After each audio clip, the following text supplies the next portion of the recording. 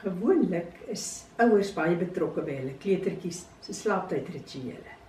Christenouers sit hulle in die bed met 'n Bybelstorie en 'n gebedjie, wat soms 'n rympie is of soms 'n voorsêgebedjie.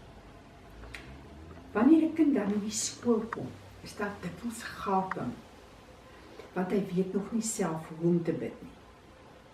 Die gebedeboek, Gebede met Vlerke, wil hierdie gaping vul. Dit wil die kind aanmoedig om self te bid. Dit wil hulle begelei om spontaan met die Here te praat, om self 'n verhouding met hom op te bou. Nou aan die hand van 6 verskillende voëlsoorte het hierdie gebedeboekie dan sy beslag gekry. Elke afdeling het 'n spesifieke voëlsoort. Daar's 'n duif, 'n arend en 'n houtkapper of 'n swaalkie of 'n mossie. En elke voël se spesifieke eienskap is dan ook 'n spesifieke eienskap van gebed wat hulle moet leer erken en dan ook moet leer om dit te bid. Saam met hierdie gebede is daar 'n heerlike storie aan die begin van elke afdeling, wat die kind sommer maar net lus maak vir hierdie klompie gebede wat nou kom.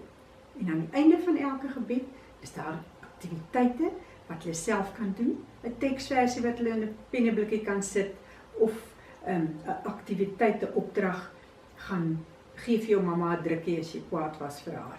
Vra om verskoning.